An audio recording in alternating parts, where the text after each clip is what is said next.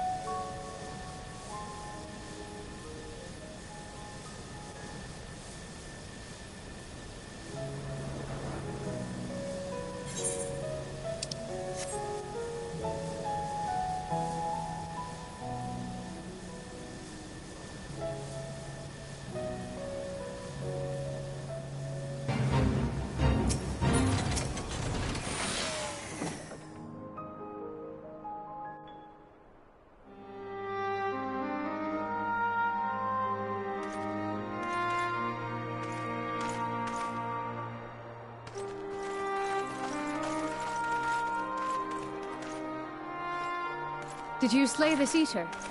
Your orders were to await the main force before engaging. No, Captain. It wasn't us, I swear it. A man came out of nowhere and cut it down before we knew what was happening.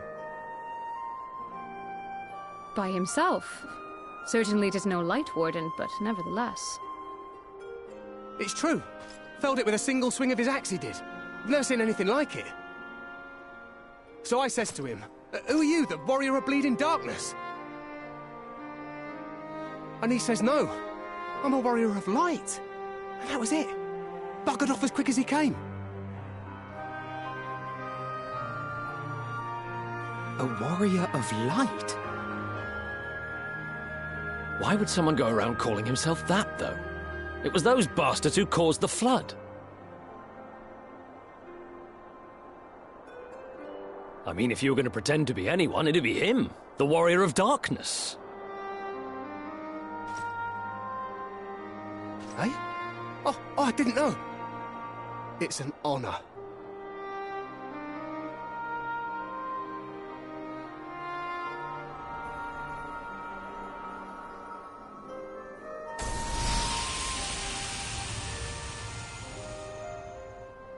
Since the Eater is no longer a threat, our work here is done. Return to your posts.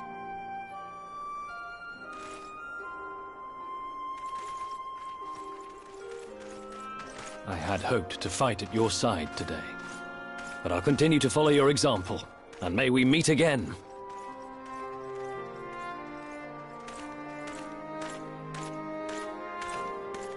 I apologize for the wasted journey. It seems I overestimated the threat. As for this Warrior of Light, I do not know who would be brazen enough to take that mantle for his own. Whatever it may once have meant, it is forever tainted by the association with the Flood. The Exarch told me the truth of Ardbert and his comrades' deeds, and I am aware they played some part in your own triumph. But to most, they are synonymous with the calamity that befell this world. Still, if this man is minded to destroy Sin-Eaters, I may forgive him his unfortunate choice of alias. But that is neither here nor there. I thank you for accompanying me. With that concluded, shall we return to the Crystarium? There is a proposal I should like to make.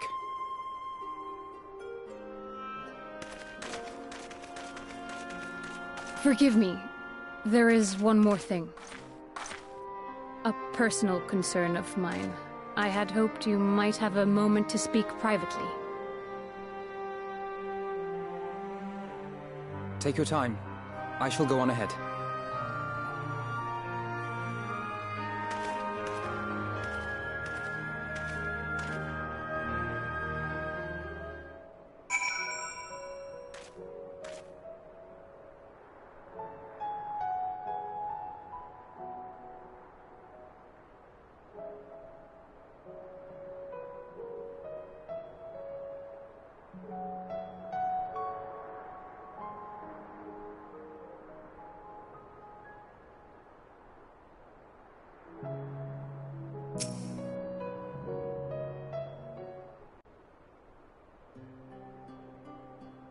I will not mince words.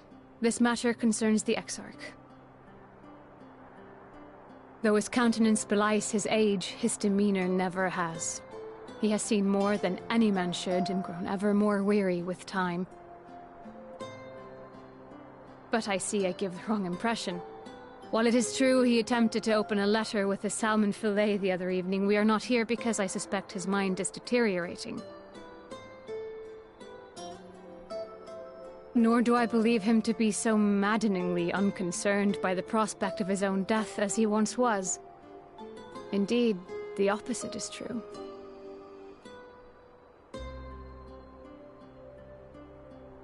It is for this reason that I seek your advice. Since he returned from the Tempest, the Exarch is not as he was. He seems a different man. A younger man. I know not the details of his research, but when I saw him at work recently, there was a glint in his eye that I had never seen before. He looked happy. It was as if he had peered into the future and for the first time found joy there. Though it gladdens me to see him thus, I wonder if I should not keep my distance. I fear that my presence will only anchor him to the past, remind him of all the pain that came before.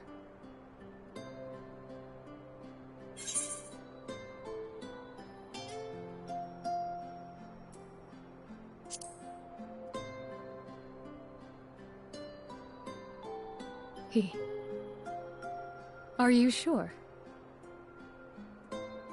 Then perhaps we might remain as we were. As we have always been. What a relief. In that case, I will have to speak with him about the amount of time he is spending at work. This research is important, I know, but if he refuses to consider his own health, I will have to consider it for him.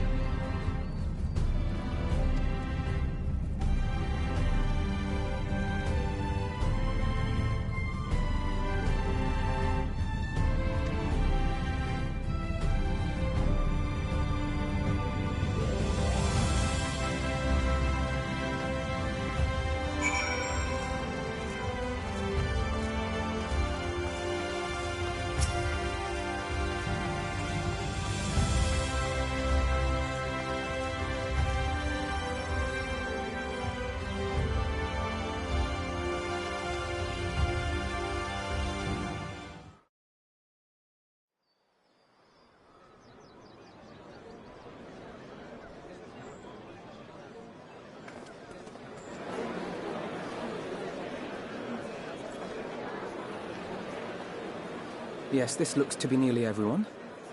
Let us begin, shall we? Though I am usually the first to hold forth at such events, I think on this occasion that honor should fall to you. They would be more inclined to take the word of the Warrior of Darkness. Indeed. In light of the subject matter, who better than thee to speak these truths?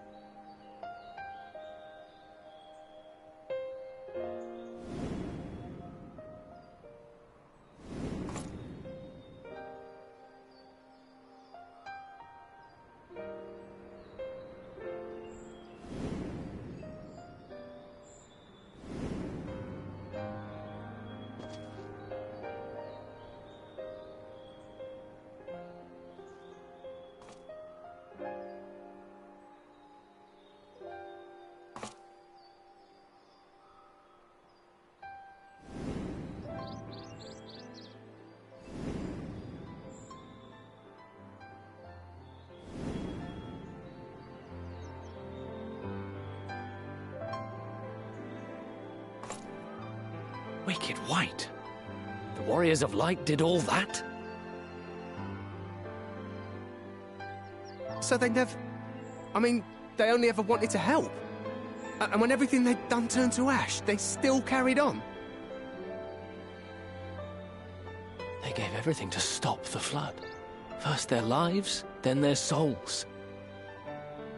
And they managed it too, in the end. They saved us. And we cursed their names.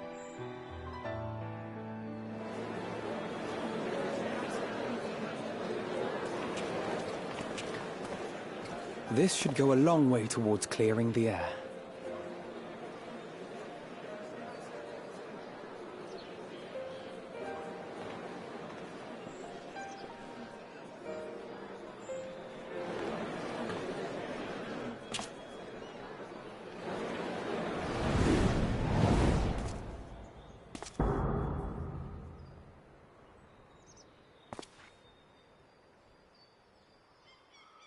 Impossible.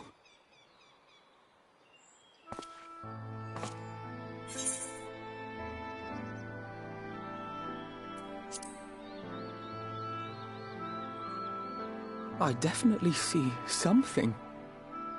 You don't think it's a ghost, do you? Nay.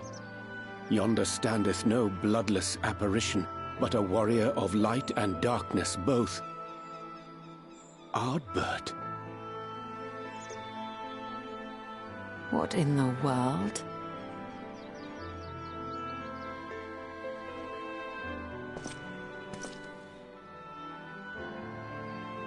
It's you! The one who slew the Eater!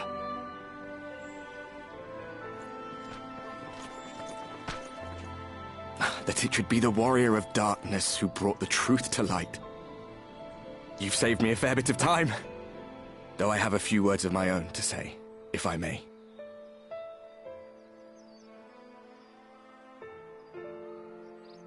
People of the Crystarium! I am Ardbert, one of those you know as a warrior of light. That's impossible. You should be dead. Aye, that I should. But as the world has been given new life, so too have I. I know not why I, and I alone, have been gifted this chance. But I do know this. Only by the will of the star itself could such a miracle come to pass.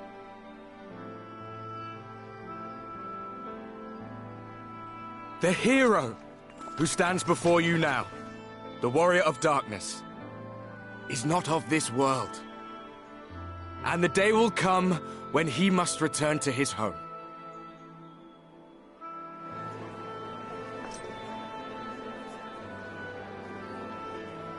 But this land is our home. And if it is to remain so, now and forevermore. It is we who must protect it. The time to rely on saviors from afar has passed. It is you who must rise. You who must become the new warriors of light! What? Us? Warriors of light?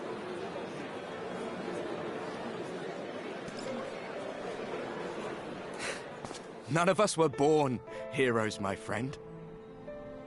I was only ever a man with a thirst for adventure.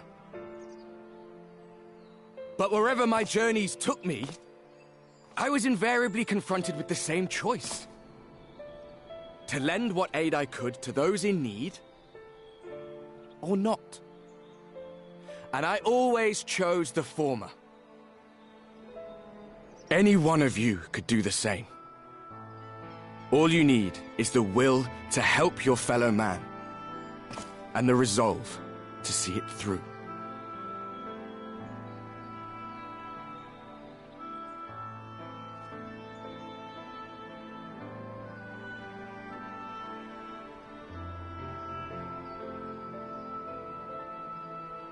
From thine own lips did we learn of Ardbert's fate, and by thy countenance I gather thou art not inclined to recant thy testimony. Yet whosoever this man may be, his words hold truth and resonate with the citizenry besides. For us to voice our doubts here and now would serve but to sow disquiet. 'Twere better we retired unto the ocular and there discuss this matter in private. Go. I will stay here and watch.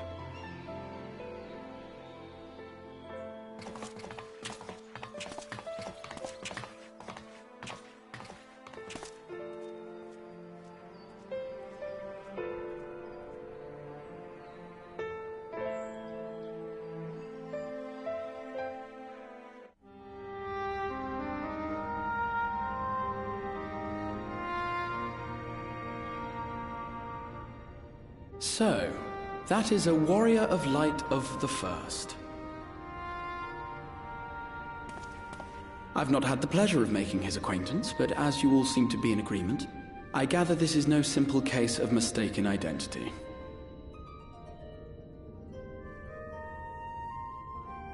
As far as I was able to discern, that was indeed Ardbert. It has been a long time, but not that long. Could he truly have been resurrected as he claims?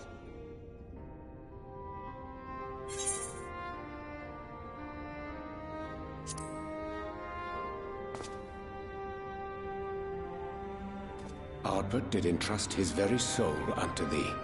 I see no reason to question thy judgment. Nor I. To my eyes, your ether burns as brightly as the day you slew Emmett Selk. That is proof that he is with you still.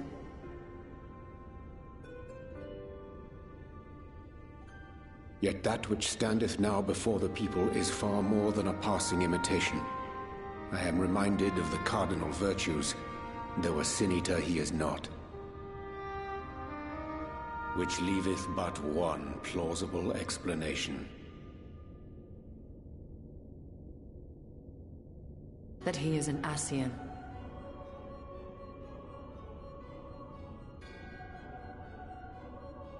Given their fondness for posthumous possession, I would have to agree. From what I understand, the Warriors of Light were laid to rest in Yulmore by those whom they had aided in life. At the time, some few still remembered them as heroes. Needless to say, 4 of them were subsequently exhumed to serve as the virtues. And if one knew where to look, Ardbert too would not have been difficult to find. Assuming then that this is indeed the work of an Ascian, my mind inevitably turns to the last remaining paragon to survive the Sundering.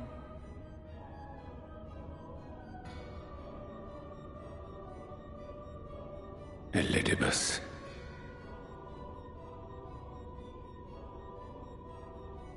That Xenos hath reclaimed his own flesh is known. Thus evicted from his borrowed form, and cognizant no doubt of Emmett Selk's failure here in the first, 'Tis quite possible the emissary chose Ardbert for his next vessel. Inhabiting the flesh of the fallen. My, that is unsavory.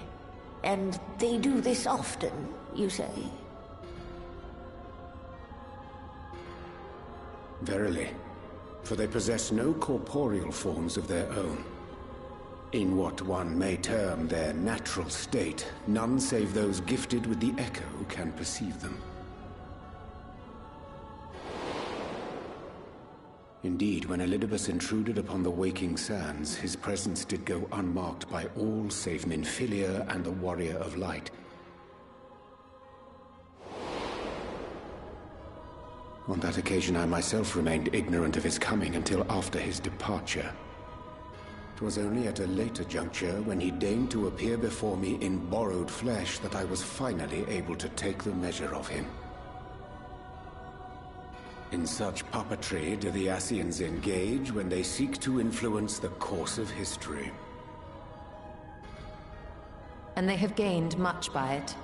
Emmett Selk single-handedly built the Garlean Empire in this manner, while the Hebrea came close to conquering Eorzea, having taken possession of Thancred's living body.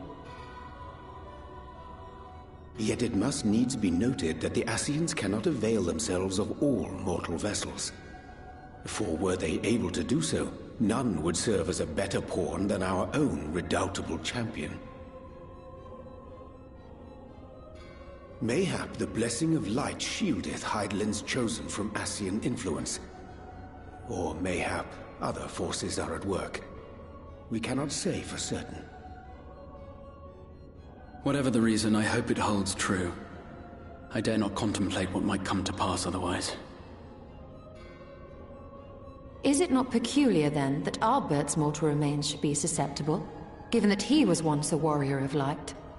Or did the final departure of his soul make it possible, perhaps? Regardless, to hear an Ascian use him to call forth new warriors of light boggles the mind.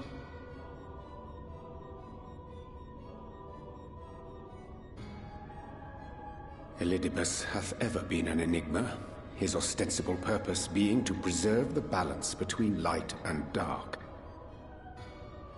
When he made overtures towards me, however, I was afforded a glimpse behind the mask of the self-appointed emissary.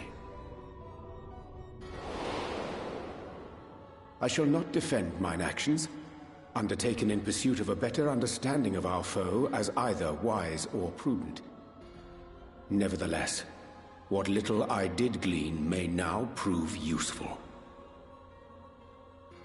Elidibus possesseth a subtle mind, practiced in the art of manipulation. That he coaxed this star's most valiant heroes as far as the source with naught save half-truths is no trifling feat. And now, I believe, he doth employ his skills once more to some as yet unknown end. Though naught is certain, should my suspicions prove true, we shall have need of all our wits if we are to uncover and thereafter thwart his plot. Agreed. 'Tis plain that simply speaking out against him will not avail us. At best, it would only serve to confuse the people. And I would hesitate to do anything which might tarnish Ardbert's reputation once more, nor yours by association.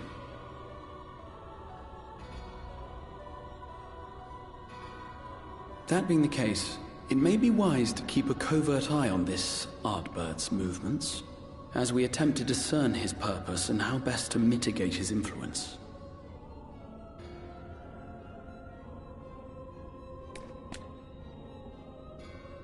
His performance appears to have concluded. What now? Go back out and follow him?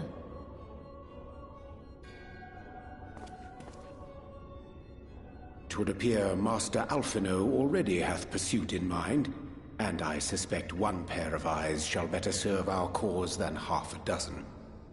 Let the rest of us maintain an inconspicuous distance, for the present at least.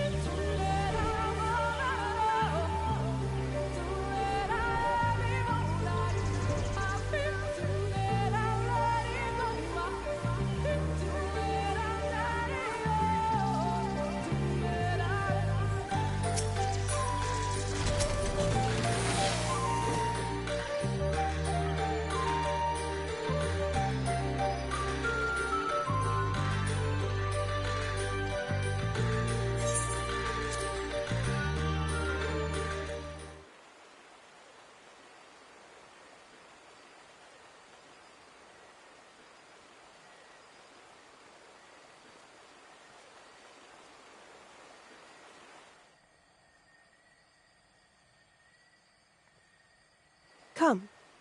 Our new discoveries are to be found this way.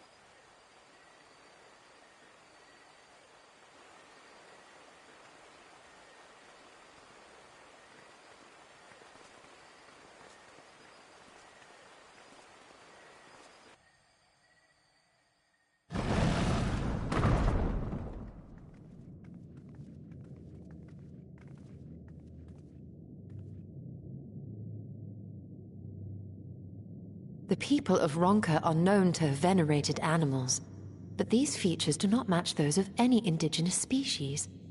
This is no common beast.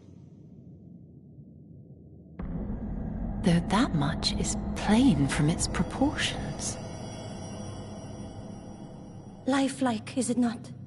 One could almost imagine it breathed.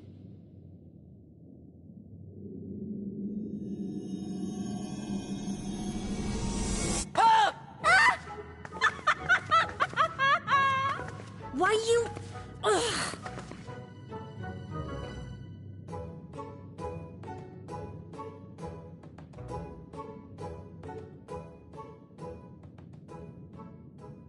This owl, by contrast, seems no different from the others we've seen.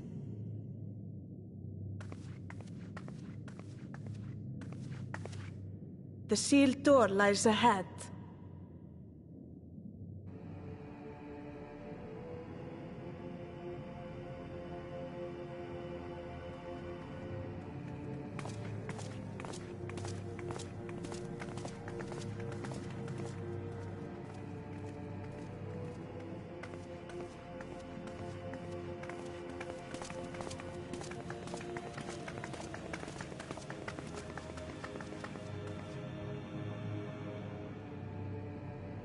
As you see, one statue is missing. I expect we are meant to replace it as before.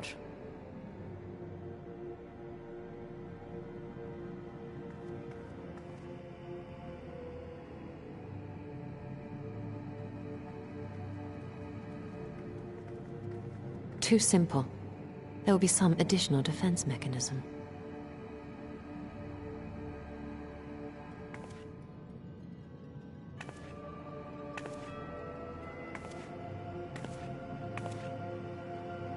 Just a moment.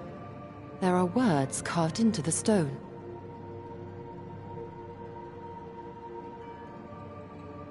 He who would disturb a hero's deserved slumber shall instead waken the beast and know his folly. Wait! Don't!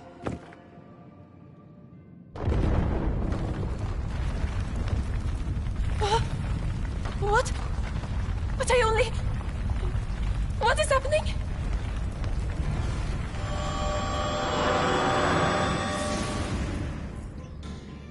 Oh no, oh no, oh no, oh no, it lives! Why am I not surprised? Prepare yourselves.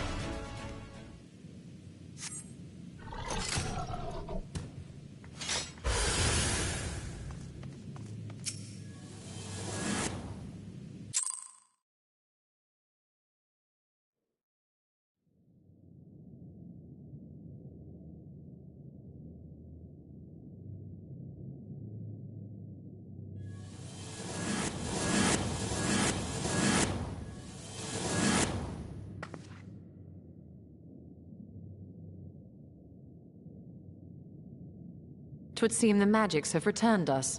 How polite. Now, what have we learned? Ah, we were bound to run into a living statue eventually. And now we can open the door.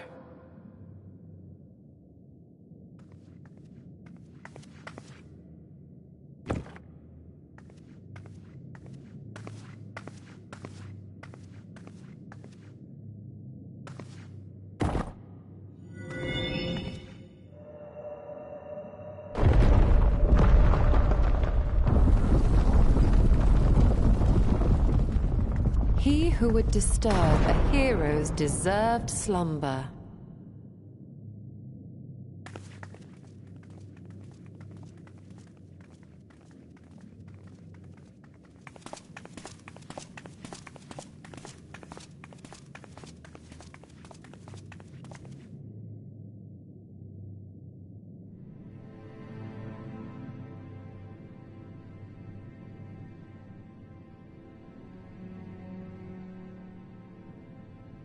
A tomb, just as I thought. Befitting a hero.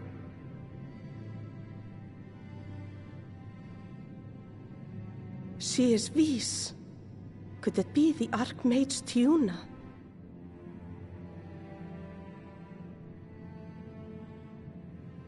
A legendary hero of Ronka, as you surmised. The tales tell of how she smote entire armies with a single incantation. So potent was her spellcraft, though she ever fought in the name of peace. I thought them no more than tales. To think she really existed. Well, I for one always believed.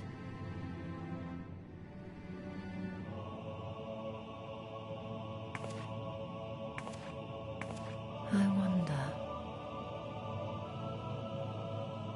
By the light of fallen stars, great power awakens. Tiuna was not only a master of spellcraft. It is said she could see truths long lost and hear the voices of men's hearts.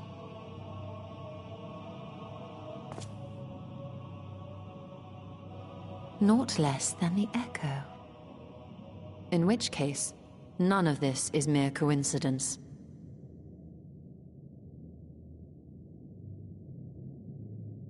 A shower of stars setting the sky aflame. And in both this world and the Source, we find individuals within whom a mysterious power awakened at the sight. We can never unpick the why of it. Now, however, I believe we might. Does the scene depicted here not resemble the one we saw when we first ventured into the Katana Ravel? Moreover, does it not recall that which Emmett Selk invited us to witness in Amarot?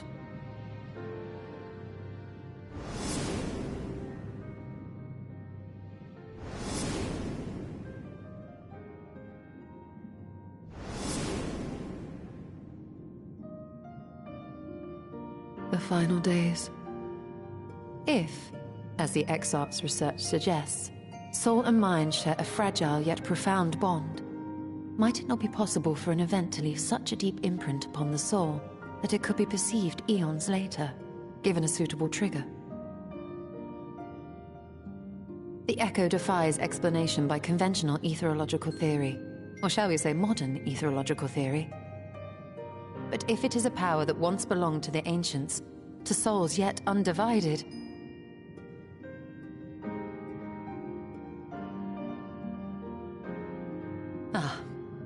it would seem I have entered the realm of pure speculation, and I call myself a scholar.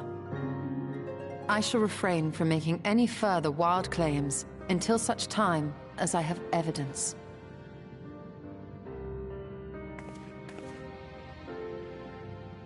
Still, I cannot choose but be reminded of our experience in Amarot.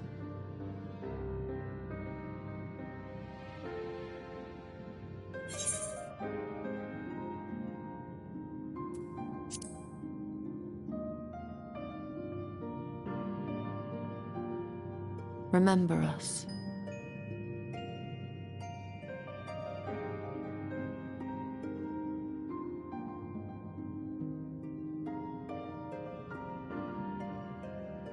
History is learned, not lived. We have always protected the Tales of Ronka, just as we have protected this place. But we are mindful of what our mothers taught us. We see the past through our own eyes, and speak of it with our own words. Thus do we come to understand it in our own way. But this is not the same as remembering. Your mothers were wise. Though we witnessed the final days, our impressions cannot fail to be colored by our own experiences and expectations. Those who lived through it would have perceived the event quite differently. We must bear in mind that it is no simple matter to keep the truth alive, or it will die with Emmett Selk and his kin.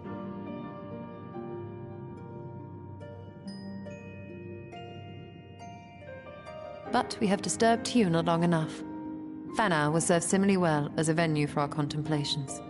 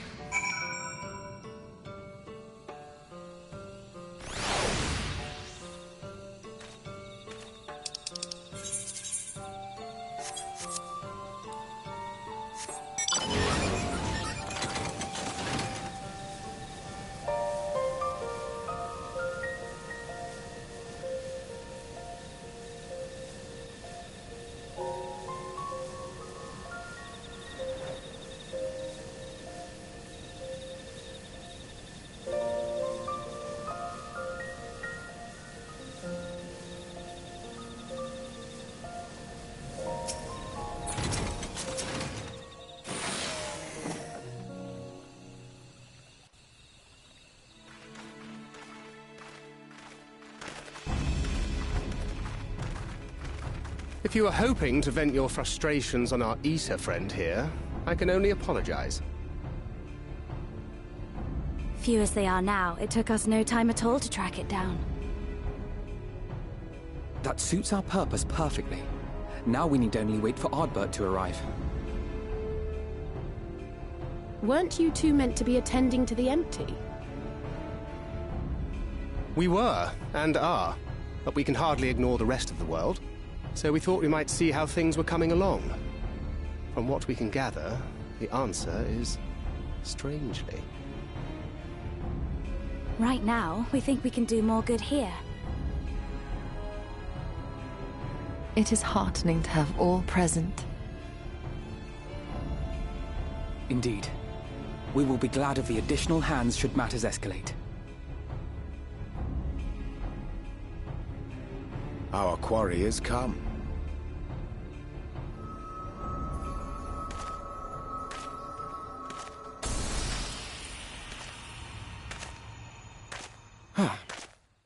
It seems I've lost this particular race.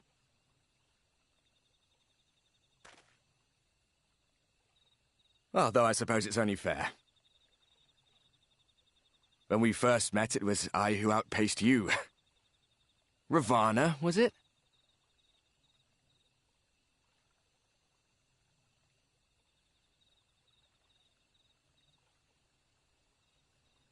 But where are my manners? I wouldn't be here were it not for you, and I have yet to say a word of thanks.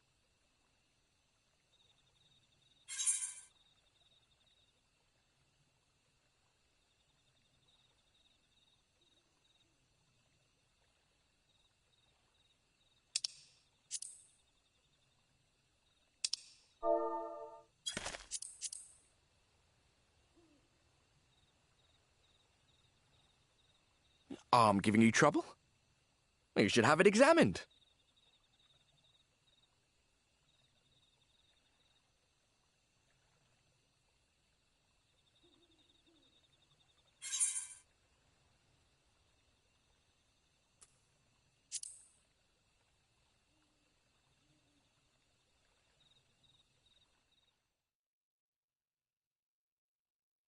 Very well.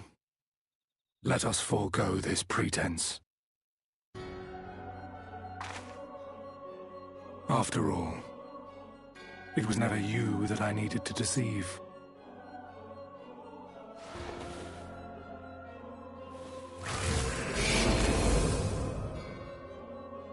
Yes, it is I, Elizabeth. Through your time in Emet-Selk's imitation of our home, I dare say you have gained a better understanding of my role since last we met. Not that it matters.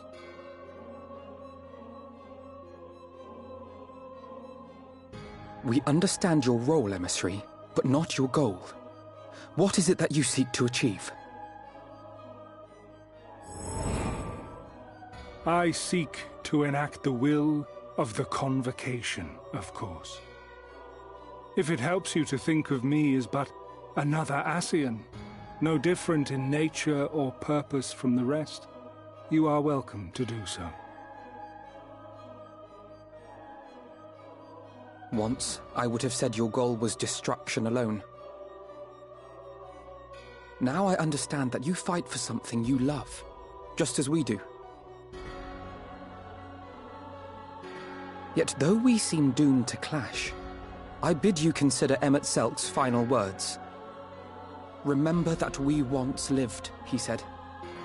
Had he not seen some glimmer of hope in our kind, I do not believe he would have spoken thus.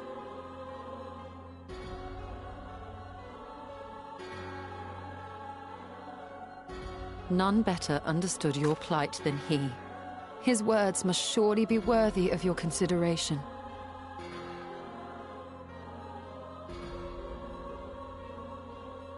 Emet-Selk.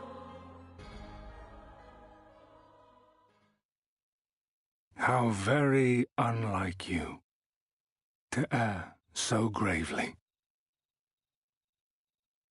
That one should stray at the end of so onerous a path is understandable. But I had thought you above such weakness. Mayhap you thought the same. Would that I had been present to offer correction. But I shall do so now, as is my duty, and return all to its proper course. As for you, look at yourselves. Look at your history. Look back 100 short years to how your greatest warriors were undone. And now, at but a word from me, you raise your hands in answer like the puppets you are. Naught has changed. You fail, and you fail, and you learn nothing. Allow that which is most important to slip through your fumbling fingers like so many grains of sand, again and again and again, and you would remember us. You do forget yourselves.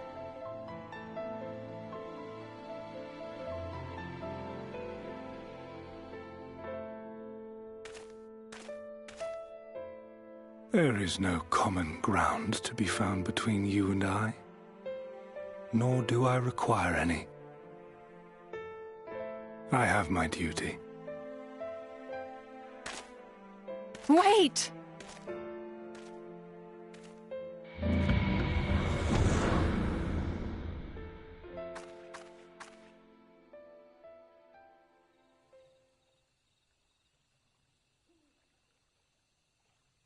Well, we have confirmed the identity of our foe at least, and 'tis safe to say his objective is the rejoining. But we still have no idea how playing the part of a warrior of light will further his cause, nor why he would spur others to do the same.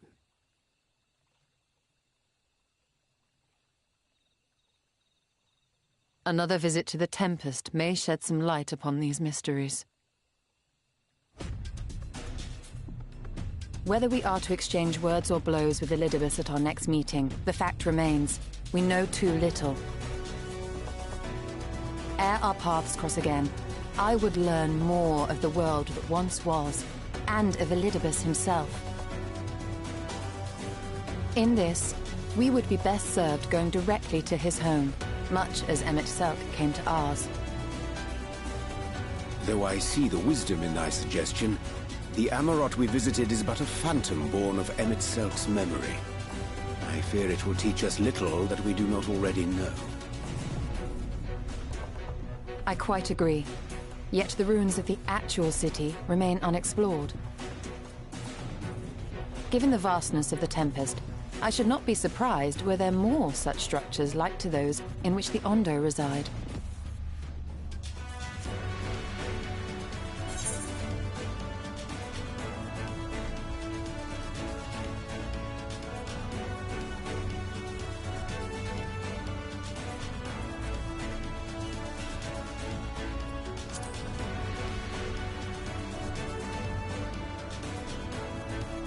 A man after my own heart.